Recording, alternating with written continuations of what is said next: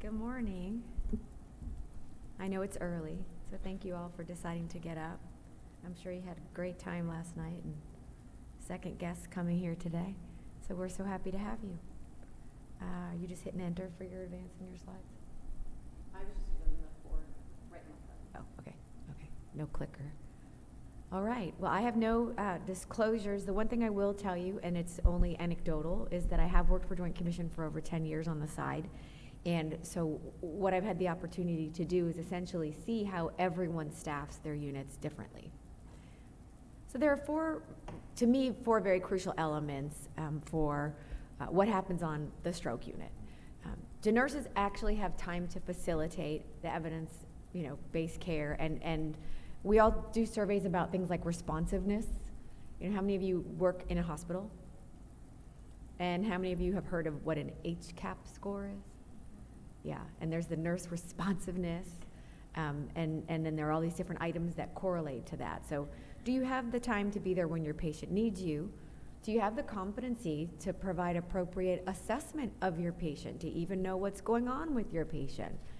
And then what do you do about it when you see that there is something going on that might be a neurological change? And lastly, do you have the tools and resources you need to do your job? So what is the stroke unit? Everyone think of it as something different.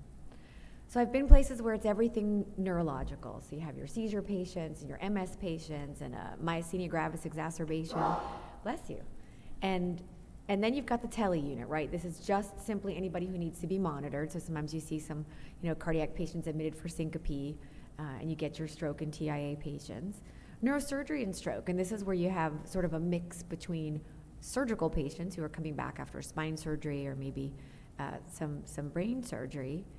And then there's a general medical floor. This is always the scariest one for me. These are the nurses who are generalists. Essentially what that means is they graduated from nursing school and they got their first job in med-surg because everyone told them that that's what you're supposed to do first so that you can get good bedside patient experience. But your clinical neurological exam is limited to what it was that you learned in nursing school. And beyond that, your annual competencies typically don't include anything neurological. Step down, or you might call it intermediate care. I've been scolded about that over the years as well. Step down is really step up, right? If you're coming out of ICU, it means you're doing better. If you're coming out of the stroke unit, it means you're doing worse. So intermediate seems to be a better term for that. But sometimes I've been to hospitals where they actually only put the patient on the intermediate ICU. And then wherever there's a bed, does that happen at your hospitals ever? Would you rather them sit in the emergency department for 3 days or wherever there's a bed? What about a unit for just stroke? How many of you work somewhere that actually has a unit that just takes care of stroke patients? I remember, Ann, you had one. It's a great idea. So I call this who goes there, but how do you decide where a patient is going to go? So when we determine the best location for one of our stroke patients, it should really be about how often does that patient need to be assessed? Do they have drips that need to be monitored or titrated? What is their NIH stroke scale score? So I've seen criteria for staffing a unit based on the amount of time or the acuity of the patient. I've seen actual, software that helps to generate that based on the different interventions you need to provide for the patient. And they actually flex the staffing, so you have the right amount of nursing staff for the acuity of the patient. And in theory, that's fabulous, but you tell me how to find 3 more nurses at 7 in the morning when you've determined overnight that the acuity is more severe than you planned for. And then monitoring requirements. Do they need telemetry monitoring? Do you want someone who's actually looking in real time at the rhythms of the patient? Or is it okay if someone's sitting in a room maybe 5 stories away and watching 30 patients and they're going to call you in case something happens? So the nurse-patient ratio is going to determine how much of that care you're actually even able to provide. We'll talk about competency next. But again, it depends on where you go. So as Liz mentioned, the DNV does have some staffing requirements per their manual of standards. Joint Commission does not dictate any type of staffing ratio for med-surg. So if you think about what you could see, it depends, actually, it varies from state to state. So California has a lot of nurse-friendly practices where you might see that you are required to have no more than 4 patients per nurse. Or you can go to some of the hospitals that I have visited in some of the 5 boroughs of New York, and I have seen wards where there are actually 4 patients to a room and 8 patients to a nurse. So that's still going on. It's still happening. And actually, I was shocked. I live in Atlanta, and in Atlanta, you would never put a male and a female patient in the same room. And I've seen wards where they are co-located. So that was fascinating. And then there's this little thing called HIPAA, where you want to tell your patient all about what's going on with them, but there are 15 people in the same room for some other patient, and they're going to hear everything that you share with your patient. But one of the things I want to encourage is, if you determine at your organization that your clinical practice guidelines, your policies that you follow, are how you're going to practice, they do include these ratios. So let's say, for example, you want to use SCCM. If you state that that's a clinical practice guideline that you follow, and the Joint Commission, for example, comes out to visit you, we visit you based on the guidelines that you've stated that you follow. So it's a little bit of a loophole, but then if your staffing or your ratios are not appropriate, you can be cited for that because you're not following your own policies and practices. So this was fascinating and enlightened me to this particular article.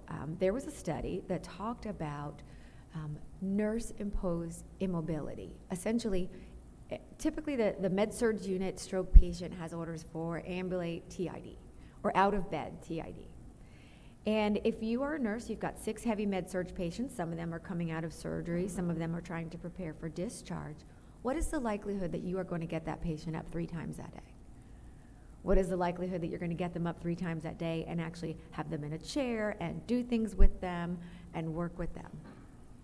The likelihood is very low.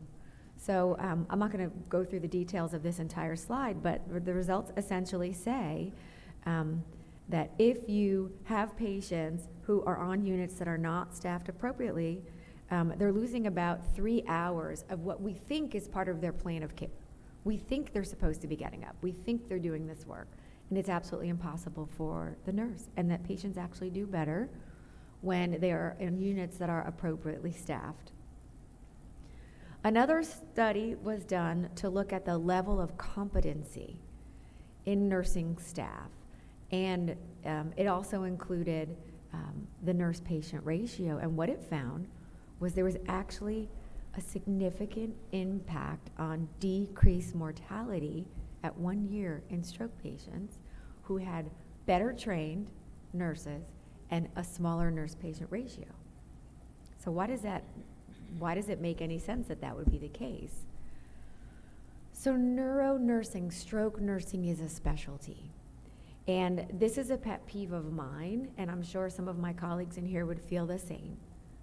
When I go and visit a hospital, or even in the hospital, that I work, every day, what makes you different if you're practicing from one area to another? What do you need to know in neurocritical care? What do you need to know in med-surg? What do you need to know in an intermediate unit, or in an ICU or emergency department, or in PACU? And what differentiates that competency and that orientation? So you have to consider certain items when we talk about appropriate staffing. Do you know how to do a neurological assessment? Beyond, the cranial nerves that you studied to take your NCLEX exam. On old Olympus, towering tops, a Finn and a German viewed some hops. How many of you can name all of those nerves to this day? None of you. One. I'm impressed. Right? There were a few others that was the rated G acronym. Do we all remember the ones that were just a little bit more sassy? There were a few. But the point being that there is a lot more to neurological assessment.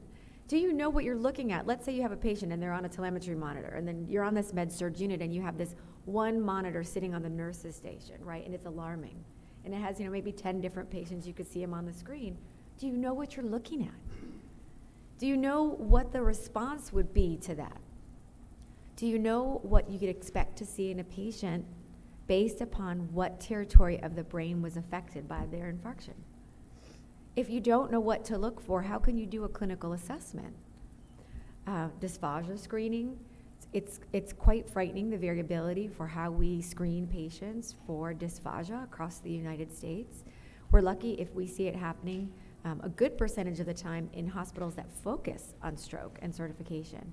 But remember that not every hospital is a stroke center, but they do take care of stroke patients. So it's extraordinarily important that we standardize and we make sure that the staff are competent. How to get folks up and out of the bed when they have a hemiplegia. Working with physical therapy to make sure we can do that safely. Post-surgical risk. So I've just spent a good 2 hours in the angio suite, right? I've been digging around in somebody's femoral artery for a while. Maybe I had multiple passes. It was a difficult case. And I'm going to head back to the unit, and my orders simply say something like, keep the leg straight for 3 hours. So what am I looking for? What am I worried about? I just opened up a vessel, perhaps, if I was fortunate. Blood pressure management. Do I understand why do I need to keep a blood pressure in a particular range as a bedside nurse? And when should I be concerned? Is it normal for a med-surg nurse who's getting any other patient to say, oh, yeah, it's okay, let that blood pressure ride? Right? Don't call me unless they're maybe over, 210. But if you have someone who's not a fabulous interventional candidate and one of these very lucky large vessel occlusion patients, and they're used to walking around running in the 200s over 100s, what happens if we bottom them out like we do every other patient? They're going to hypoperfuse. So extremely important that you have the competency to understand and recognize why the orders are written the way they are, what you might be seeing in your patient. Do you know why they had their stroke? How do you teach a patient to prevent another stroke if you don't even understand why they had one? If they have something that's going to be a lifelong management, maybe they found out they have a PFO or atrial fibrillation. Understanding those diagnoses and being able to help a patient and family understand. Do you even have the time to teach them? But the competency level needs to be determined by what you expect your staff to do. So truly the question is time. Do you have the time to teach your patients? Do you have the time to move your patients and get them up and get them going and assess really what kind of help they're going to need when they go home? Do you have time to provide the emotional support? How many people are in and out of the hospital 2 or 3 days? It's like a trauma. They've been in, this happened to you, now you've got to get the heck out of here because I have a length of stay issue on this unit. Do you have the time to evaluate the ongoing needs of the patient? And I know that Joint Commission and DMV really do focus on that transition of care. But if you have a nurse who's taking care of 6, 7, 8, I used to work 3 to 11 in the neurology stroke unit. And there were many days where I came out of there in 8 hours that I cared for at least 11 patients. Between the ones who went home, between the ones who came post-operatively. I would sit, this is back when we wrote on paper for charting. I would sit there until 1 o'clock in the morning catching up on all my documentation because I really did want to provide the care. So it's very important that we have that opportunity to give the best care for the best possible outcomes for our patients. Support services, I put this here because this changes what the ratio might need to be. And I'll give you one example and then I'll move on. There was a day that I was assigned, this is when I moved to 12-hour shifts. I was working 7A to 7P. And we had a unit, everything was on paper, and it would kind of list what patients you had. You remember that Excel spreadsheet looking thing, and it would say like Karen, and, right? So I thought, okay, came in, had 5 patients, they were all in a row. It was the best day ever. They were all in the same hallway, 35, 36, 37, 38, 39. It's great. Until about 2:30 when the nurse's station, our unit clerk called me, and she said, your patient in 457 was calling. They wanted to talk to their nurse. I said, oh, I don't have 457. Yeah, you do. No, I don't. What do you mean? This is every nurse's nightmare at the bedside, right? Well, if you had looked all the way down to the bottom of that sheet, 457, Karen was right there. And this is when we used to report on a tape recorder, and then you'd go sit down and listen to the report. So I didn't know to listen to that report. So of course, took a deep breath in my panic, brought back all my flashbacks to the waitressing nightmares when you had tables and you didn't know that you had a table, because we've all done that too. And I ran down to the room, and I just wanted to go into, oh, I dropped my remote control. Oh, let me get that for you. Turned out I was very fortunate, because the unit where I worked had every one of these people, and they'd already been in that room. The only thing she missed were her 9 a.m. meds, and they were very limited medications, because I had a PCT who had her up out of bed, given her breakfast and lunch. She had worked with PT, she had worked with OT, she had worked with speech and language pathology, the case manager had been in to visit, and the chaplain had made rounds. She had no idea that she had not seen her nurse all day. Best possible outcome, right? Not the best for the patient who nobody had been in that room. So again, it's flexible based on the resources available. And these are just those 2 articles that I did mention. I'm going to stop there because we'll have time at the end for questions.